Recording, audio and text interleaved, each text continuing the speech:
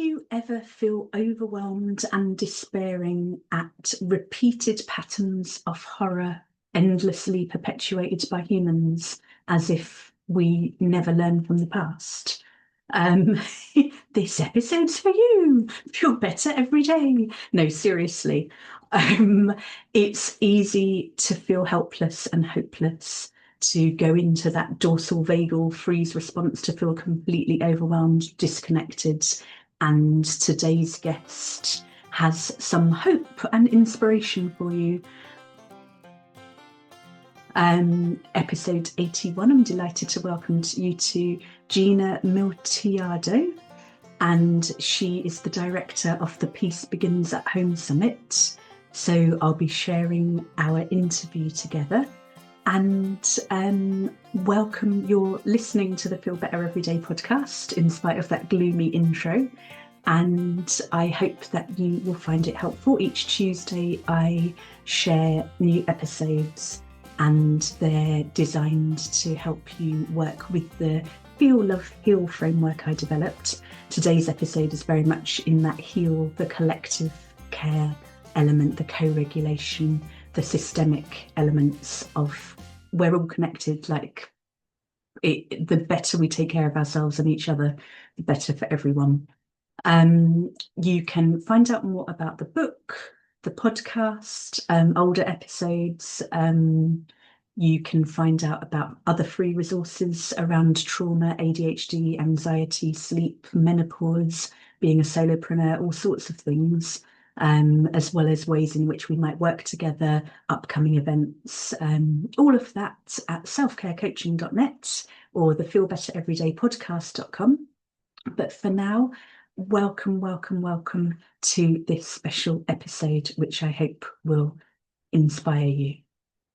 So welcome, Gina. Thank you so much for joining me.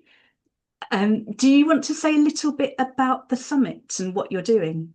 Yes, of course. Well, firstly, thank you so much for having me. It's wonderful to have a chance to talk about this. But yes, I'm organizing a global summit, which is happening on the 29th of October. And it is inspired by Dr. Riane Eisler's work, which I'm sure we'll talk more about later. But what it is doing, it's gathering 26 speakers from 17 different countries around the world. And essentially what we're going to be doing is examining how early trauma or care experienced in the home ripples out into society and all the systems that we live in. So that's my current project. I love that so much. My membership is called the Soul to Soul Circle, like the soles of the feet to the soul, like that for bodies. Lovely. But it used to be called Personal Peace because it was very much about the more whether we've been raised in that caring environment or whether we've healed that trauma, that then ripples out the intergenerational healing, all of it. That's exactly it. Yeah, wonderful. So I'm going to include a link in the show notes, but your summit takes place. This is going to go out on Tuesday, so it's going to be tomorrow as far as people watching are concerned. It's on the 29th of October. So sorry, that's the following. So it's the week after next. I got the dates wrong. I was like, quick, I really want to include it. Oh, that's okay. Yeah. Okay, so that's fantastic. People have even more time to sort Exactly. And the best place to register is just go to peacebeginsathomesummit.org and they can register online. So it's brilliant. And there'll be a link in the show notes. Great. So you are very, very busy at the moment. Really appreciate you taking the time to talk to me. How is your self-care in terms of the feel part of my Feel, Love, Heal framework, the kind of active, what are your essential daily practices that you rely on or don't have time for at the moment? Oh, goodness. Eve, I do not want to lie to you. I am 10 days away from the summit. So my self-care is kind of non-existent at the moment. It is about just getting to the finish line at the moment. This has been a project that has been in the making for the whole year. Yeah. And it's wonderful that we're kind of reaching the finish line. But, part of it is, I think, just being gentle with myself and like giving myself permission to almost not self-care, not Absolutely. guilting myself into, oh my Absolutely. God, I really should be minding myself better. I know that, Yeah. but I actually just do not have the time. So Yeah. I think it's also just loving myself enough to kind of go, you know what, that's okay. This is a season. Yeah. It's 10 days to go. You're not getting as much sleep as you need. You're not eating as well as you can, but that's what Yeah. needs to happen right now. So it's the odd thing, like when I think getting outside and getting fresh air, Yeah. when I can, has made a Mhm. massive difference. Even just the little things like taking the dog for a walk or Yeah. just watching a really stupid, mindless piece of Netflix has really helped as well. And I'm not going to lie, chocolate and wine has also helped. Excellent. And I'm also thinking what you're doing, because it's so meaningful. It's different to if you were like in a job you hated and the grind and like this just we've only just met, but Yeah. the purpose is a Yeah. part of self-care and like giving yourself grace. That's gorgeous. Exactly. And I think that's the thing, is because this has been so purpose-led, Yeah. it's actually been easy to Yeah. do. I mean, even though I really am exhausted, but I'm also so psyched about it and Yeah. I'm so buzzed about it. And and I think, just meeting all of the different speakers and hearing their stories and Yeah. just I suppose the feeling that this is really going to make a difference at a time when people need it so, so badly. People want hope so badly, Yeah. is enough to keep me going, because it's just, Yeah. it's just bigger than all of us. Yeah. So that Mm. leads us beautifully into the love part of the framework I Mm. developed, the feel, love, heal. That kind of, you don't need to do a thing. You are already part of nature, part of the divine. You don't need to be endlessly improving yourself and giving yourself grace, but also that sense of being part of something bigger, looking up at a mountain or being in the ocean or whatever it might be. And I wondered, would you like to say anything about some of the speakers? Yes, absolutely. And I think you've touched on something so beautiful and important there, the fact that we are all interconnected. Yeah. And I think if people just realize that, they would feel less lonely. Yeah. They would feel that they could make a difference, that every tiny little action does Yeah. ripple out into the world. Because often we feel so helpless, Yeah. and we're not. Abs- Even a tiny little thing can ripple out. But yeah, I think one of the key foundations of the summit was, so with Dr. Riane Eisler. She's an incredible woman. She is a Holocaust survivor. She's 94. Which is incredible, and still doing keynotes, which just blows yeah. my mind. If I could be a fraction as spry as she is, but Yeah. even when I'm 80, I'd be doing well. But her whole thing, so she's a systems scientist, she's a cultural historian. She has consulted to the WHO, the UN, the World Economic Forum, etc. And she has spent her life developing this domination to partnership framework. Yeah. And one of the things that she really wanted to do, so I sit on her board as well. And at the end of last year, she said, look, it's no surprise I'm running out of time here. I really want kind of like a last hurrah. And Mhm. one of the things is I want to connect the dots. I want to help people connect the dots between that early childhood kind of Yeah. domination and what we're seeing in the world today. I Absolutely. suppose that speaks to that interconnectedness as well, and just helping people realize that they are part of something bigger. So Yeah. all of the speakers have been, I've curated the program very, very carefully and very consciously, in terms of what are all of the systems that early kind of childhood experience ripples out into. Mm. So it's everything. It's from, economics, to story and narrative, Yeah. to gender relations, to how we treat our children, to all of Yeah. that. So I've chosen experts in all of those fields from around the world to speak to that interconnectedness, to joining those dots in Yeah. their areas of expertise. So I hope that answers your question. And I saw Richard Davidson is on Oh, the list. he's I remember amazing. studying him as part of my trauma-informed yoga therapy training years ago. So I can't wait to see that one. But all of them sound brilliant. And I'm also struck as you're talking, I remember years and years ago reading Gloria Steinem's Revolution from Within. Yes. And she talked about a Holocaust survivor who was then guarding a Nazi prisoner. Oh, wow. And he was filled with hate because of what the Nazis had What done. happened? Yeah. And after a few days of guarding, watching this man who had been part of such atrocities, this man asked if he could go to the toilet.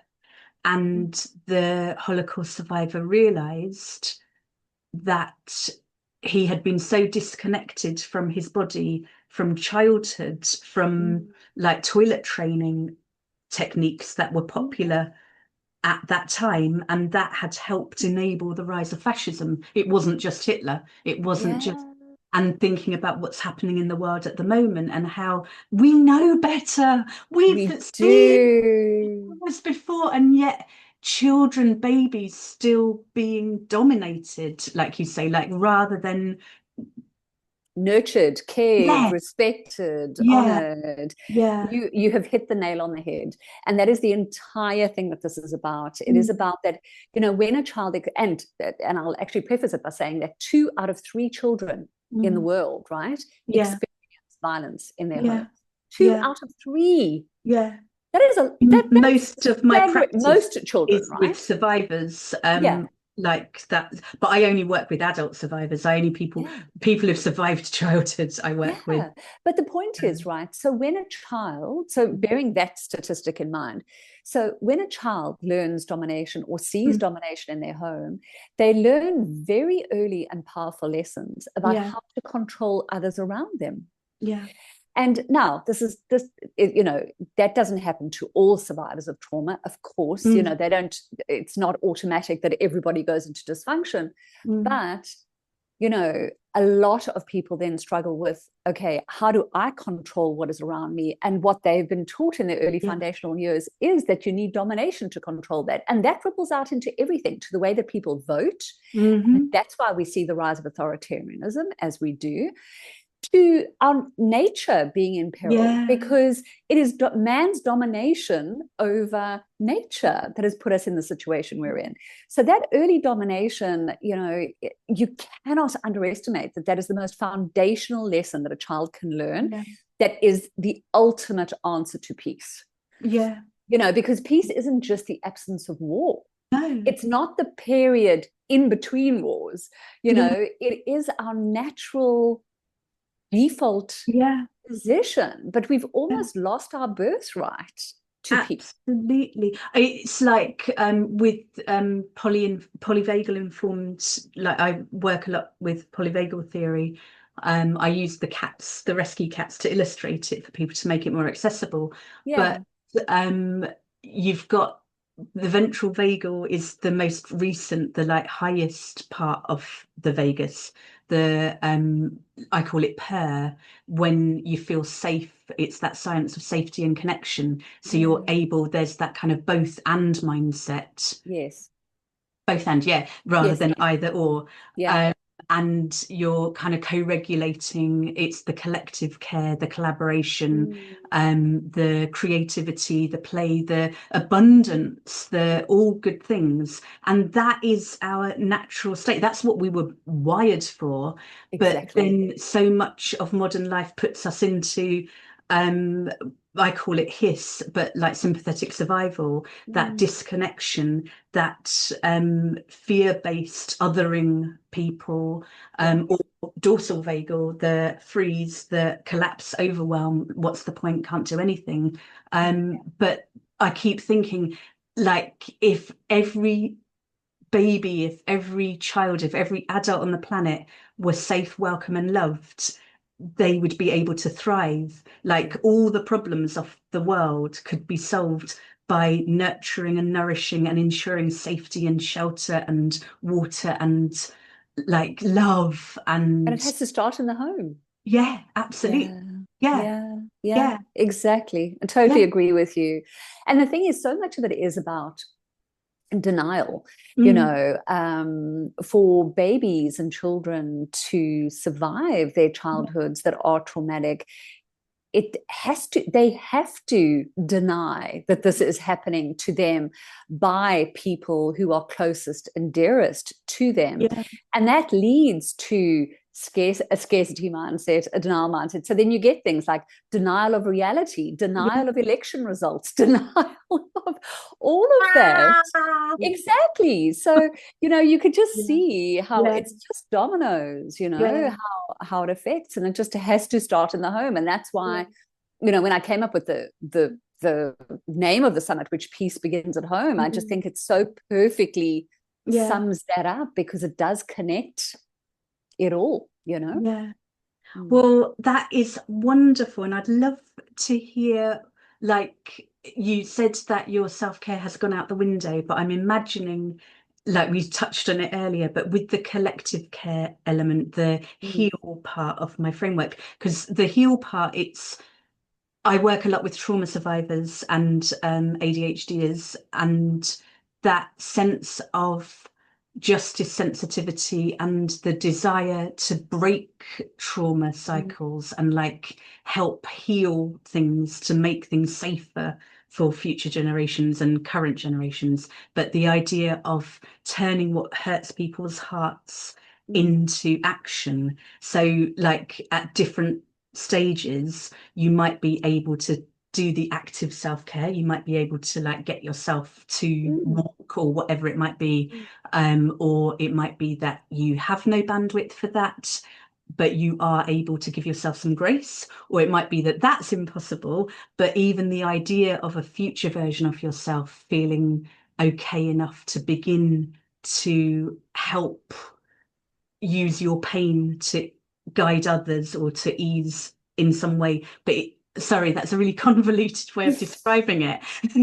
But thinking, I'm imagining that you're liaising with all of these amazing speakers that is helping you with your co-regulation, helping you feel more hopeful about 2025 and Mm. beyond. And I might be putting words in your mouth. I don't mean to be doing that, but Mm. I wondered, is that the case? Or what does help you turn the pain into hope? Yeah, I mean,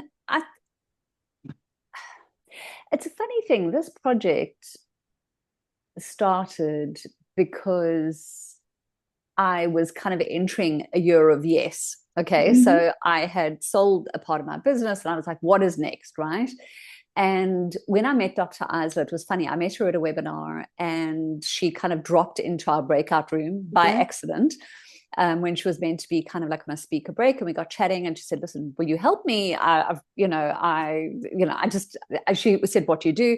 And anyway, she said, look, can you reach out? I've got this project that I want to do. And can you help me? And I was like, Yeah. and I had decided that last year was my year of yes. So I was like, yes, absolutely, that's fine. Anyway, and so it went on. And I have followed the yeses throughout this whole project. It has Yeah. been, I have done many, many projects in my time. Yeah. And with this one, I think what has really helped is that I was very conscious of I think just following my instinct. And when a speaker didn't feel right, I Yeah. didn't pursue it. When Yeah. something didn't, it was just Yeah. like I kind of really have tapped in to what is needed now Yeah. and have just kind of asked. I've kind of gone, okay, spirit, God, Yeah. Mother Earth, Gaia, just use me for the greater good. And I have just followed wherever that has taken me. And to be honest, I think that is what has saved me, because I am a team of one. Yeah. Wow. I've had a few, yes, yes.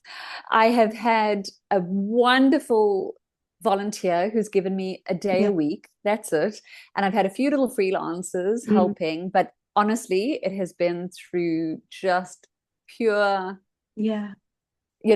sweat that this has Yeah. happened. But it is, I think, so sorry, yes, a very long way to answer your question, but it is, I think, having that sense of a greater purpose, reducing to what needs to happen in this moment, and trusting that the right thing is going to happen. And also, I think with I've self-regulated. You're quite right, by tapping into all of these experts' stories. So, for instance, one of the speakers is a lady called Scarlett Lewis, and she has an organization called the Choose Love Movement. And she is the mother of a little boy, Jesse Lewis, who was killed in the Sandy Hook shooting, which was one of the most fatal school shootings in the US. And he got killed because he stood up in front of his class and he went, "Run, guys, run." And he got shot. He was 6. Wow. He was 6, okay? Yeah. So I'm in this interview with her, and because obviously I had to meet with all the speakers and see if they're a good fit and for the overall narrative. And of course, they're all amazing in their own right, but just for the narrative, we're trying of course. well.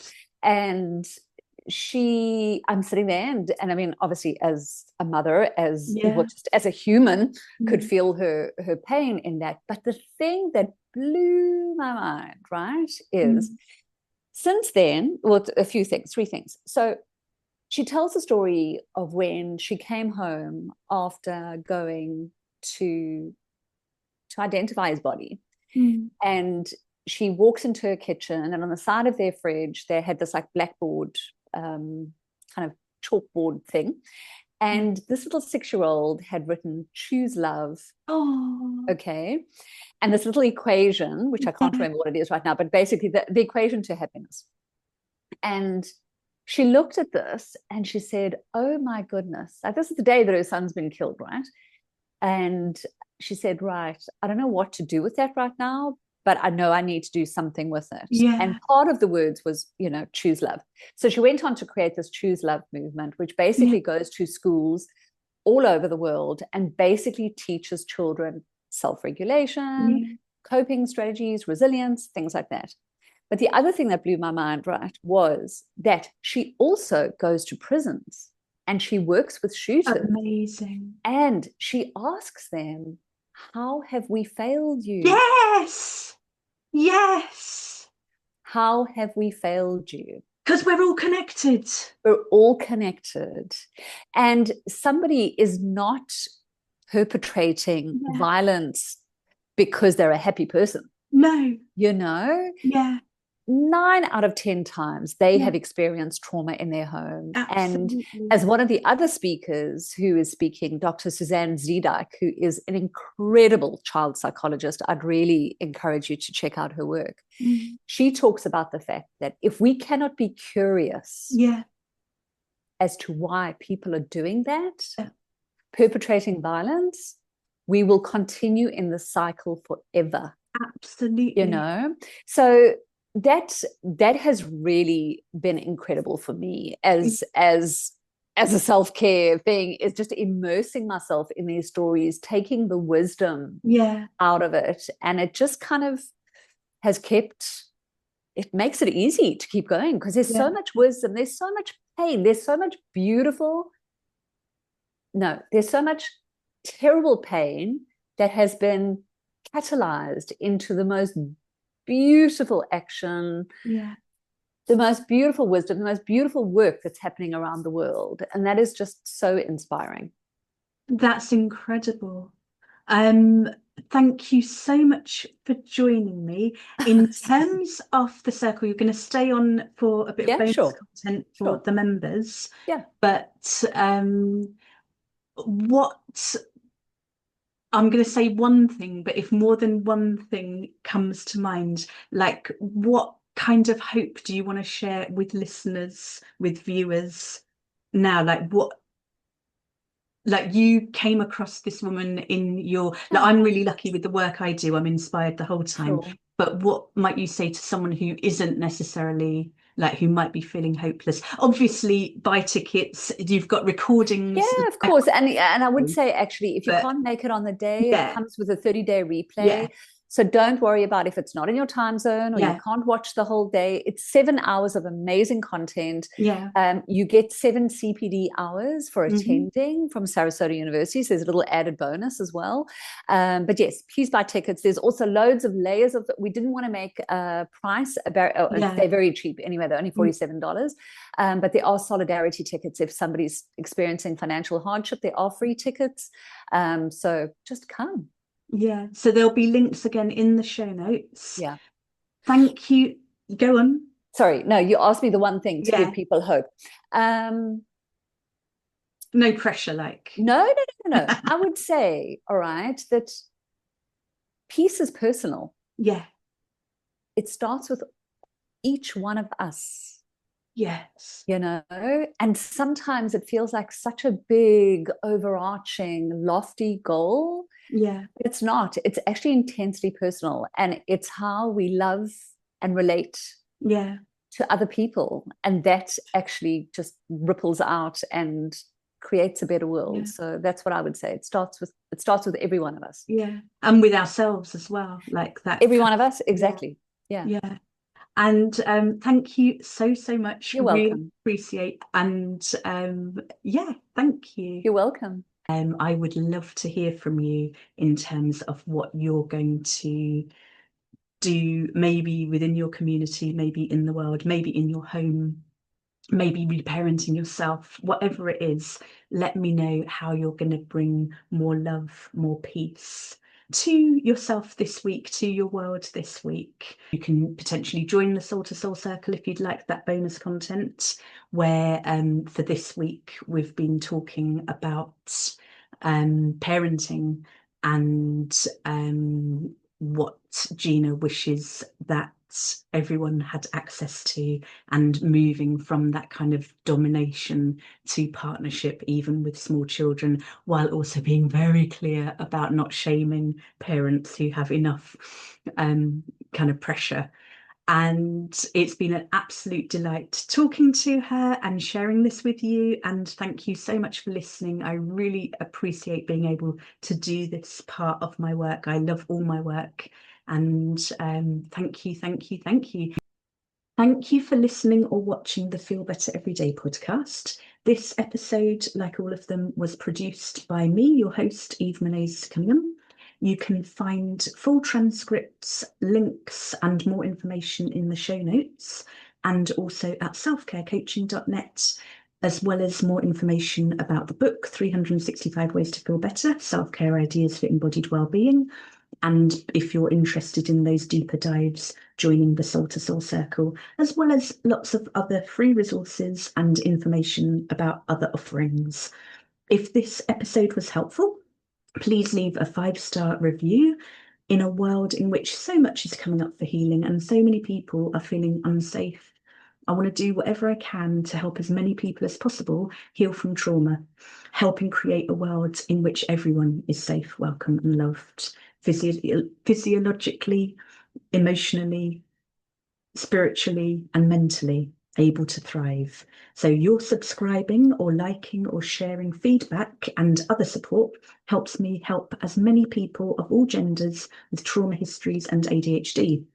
And your learning to take better care of yourself isn't just good for you, it creates a ripple effect helping others heal too.